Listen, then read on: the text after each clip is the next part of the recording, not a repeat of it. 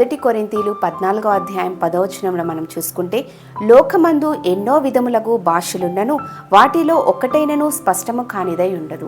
ఈ మాటను మనం గ్రహించినప్పుడు ఈ లోకంలో ఎన్నో స్వరాలు మనకు వినిపిస్తూ ఉంటాయి.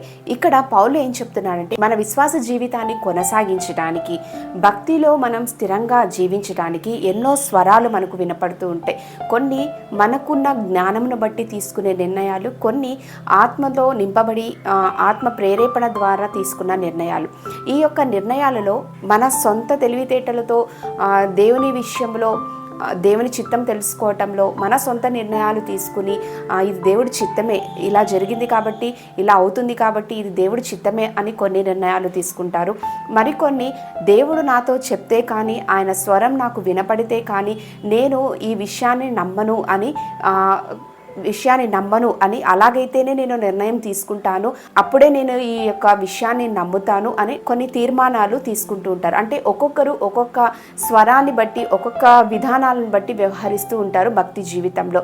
అయితే మన సొంత నిర్ణయాలు, మన యొక్క స్థితిగతులు ఆలోచించుకుని తీసుకునే నిర్ణయం అయినా, దేవుడు దిగొచ్చి నాకు చెప్తే కానీ నేను ఈ పని చెయ్యను అని అనుకోవటం, ఈ రెండు కూడా విశ్వాస జీవితంలో సమతుల్యతను చూపించలేదు. ఈ రెండు వేరువేరు పరిస్థితులు అయినప్పటికీ ఆ రెండు పరిస్థితుల్లోనూ మనము ఏం చేయాలి అన్నదాని విషయంలో చాలా జాగ్రత్తను వహించాలి. ఎప్పుడు దేవుని యొక్క ప్రణాళికను మన జీవితంలో తెలుసుకోవాలన్నా, మన విశ్వాస జీవితాన్ని ఎలాగ కొనసాగించాలి అని అనుకున్నా, మన జీవితంలో తెలుసుకోవాలి అని అనుకున్నా, అది చాలా వరకు మనకు వినపడే స్వరాలు, లేకపోతే మనకు అనిపించినవి, లేకపోతే దేవుడు దిగొస్తేనే నేను చేస్తాను ఇలాగా తీర్మానాలు తీసుకోవటం కాదు. కానీ మొట్టమొదటిగా నిన్ను నీవు దేవునికి సంపూర్ణంగా అప్పగించుకోవాలి. దేవునిలో మన యొక్క ఆత్మీయ స్థితి మెరుగుపడటానికి, దేవుని యొక్క ప్రణాళికలు ఏంటి మన జీవితంలో అని తెలుసుకోవటానికి, నీ చుట్టూ ఉన్న పరిస్థితిలో, లేకపోతే నీకు వినపడుతున్న రకరకాల స్వరాలు, లేకపోతే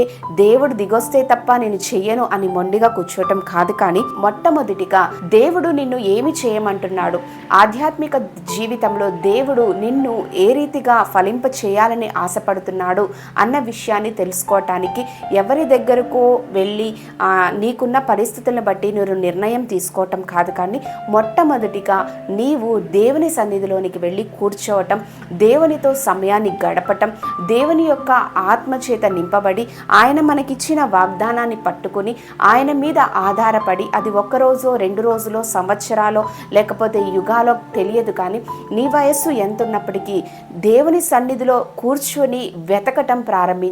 నీ చుట్టూ ఉన్న పరిస్థితుల మీద నువ్వు ఆధారపడుతూ నిర్ణయాలు తీసుకోవటం కాదు. కానీ దేవుని సన్నిధిలో, దేవుని ఎదుట కూర్చుని దేవుని చిత్తం ఏమిటో తెలుసుకోవటానికి నిన్ను నీవు సంపూర్ణంగా ఆయన సన్నిధిలో అప్పగించుకోవాలి. కాబట్టి దేవుని సన్నిధిలో నీకు నిర్ధారణ కలగాలి అని నీవు కూర్చున్నప్పుడు దేవుడు నీతో మాట్లాడేవాడుగా ఉంటున్నాడు. వాటిని ఆయన స్వరము ద్వారానో, తన వాక్యము ద్వారానో, పరిస్థితుల ద్వారానో నీకు తెలియచేసేవాడిగా ఉంటున్నాడు. కాబట్టి మనము ఆయన సన్నిధిలో తీవ్రంగా ప్రార్థించటం, ఆయనను కనిపెట్టుకోవటం, ఆయన ఎదుట సాగిలపడటం, ఆయన సన్నిధిలో గడపటం ద్వారానే ఆయన యొక్క ప్రణాళికలు స్పష్టముగా మనకు అర్థమవుతాయి. ఈనాడు అనేక మంది దేవుని యొక్క ఉద్దేశం, దేవుని యొక్క చిత్తం నా విషయంలో ఏంటి అని చాలామంది ప్రవచించే వారి దగ్గరకో, లేకపోతే ప్రవచనాలు చెప్పే వారి దగ్గరకో దైవజనులు అయి ఉండొచ్చు. కానీ అసలు దేవుడికి నా పక్షాన ఏంటి అని తెలుసుకోవటానికి వాళ్ళ దగ్గరికి వెళ్ళి వాళ్ళని అడుగుతూ ఉంటారు. కానీ ఇది నిజానికి చాలా పొరపాటు. మొట్టమొదటిగా నీ గురించి నువ్వు తెలుసుకోవాలంటే నీ దేవుని దగ్గరకు నువ్వు డైరెక్ట్గా వెళ్ళి ఆయన సన్నిధిలో నువ్వు కూర్చుని ఆయన సన్నిధిలో నువ్వు కనిపెట్టడం ద్వారా దేవుడు నీకు సరైన సమాధానాన్ని, సరైన మాటను నీకు ఇచ్చేవాడిగా ఉన్నాడు. అలా కాకుండా ఎవరి దగ్గరకో వెళ్ళి దేవుడు నా పక్షాన ఏమనుకుంటున్నాడు అని అడుగుతున్నావు అని అంటే నీ భక్తి జీవితంలో ఎక్కడో లోపం ఉందని నువ్వు తెలుసుకోవాలి. దేవుడు నీకు తన పరిశుద్ధ గ్రంథాన్ని నీ చేతికి ఇచ్చి ఉన్నాడు. తానే నా సన్నిధిలో నాకు మొరపెట్టినప్పుడు నేను నీకు ఉత్తరం ఇస్తానని చెప్పి ఉన్నాడు. నీవున్న పాటున నా యొక్క సన్నిధిలో నువ్వు అడిగినప్పుడు నేను నీ మొరను ఆలకిస్తాను అని చెప్పి ఉన్నాడు. తన స్వరాన్ని నేను మీకు వినిపిస్తాను అని చెప్పి ఉన్నాడు. అనేక మాటల ద్వారా ప్రత్యక్షంగా దేవుడు నీతో నాతో మాట్లాడి ఉన్నాడు. దాన్ని పట్టుకుని దేవుని సన్నిధిలో ఒక నిర్ధారణ కోసం మనం కూర్చోవాలి. కానీ మన విశ్వాసం గురించి, మన భక్తి జీవితం గురించి ఇతర వ్యక్తుల పైన దైవజనుల పైనో, బిషప్ల పైనో, ప్రవచనాలు చెప్పేవాళ్ళ పైనో, లేకపోతే ఏవో అద్భుత కార్యాలు చేసే వాళ్ళ పైనో ఆధారపడటం కాదు. మొదటిగా నీ విషయంలో దేవుని చిత్తం ఏమిటో స్పష్టంగా తెలుసుకోవటానికి నీవు దేవుని దగ్గర కూర్చో. అప్పుడు దేవుడు నీతో మాట్లాడి ఇంకా పరిస్థితుల ద్వారా నీకు దేవుడు తాను ఇంకా రుజువు చేసుకోవటానికి, ఇంకా నీ యొక్క జీవితంలో సరైన జవాబుని ఇవ్వటానికి ఆయా రీతులుగా ఆయన అనుమతించేవాడుగా ఉంటున్నాడు. కాబట్టి విశ్వాసాన్ని కోల్పోకుండా నీవు నీ దేవుని దగ్గరకు వెళ్ళటానికి ఆలస్యం చేయకుండా ఇదే మంచి తరుణం అని గ్రహించి వేరే ఆలోచనలు, వేరే భయాలు, వేరే పరిస్థితులు వాటన్నిటిని కూడా పక్కన పెట్టి నిన్ను నీవుగా దేవుని సన్నిధిలో కూర్చుని ఆయన ఎదుట సాగిలపడటానికి నిన్ను సంపూర్ణంగా నువ్వు అప్పగించుకున్నప్పుడు దేవాది దేవునికి నీ పట్ల ఉన్న ప్రణాళికలు, నీ పట్ల ఉన్న ఉద్దేశాలు ఆయన నీకు వివరించడానికి ఇష్టపడుతున్నాడు.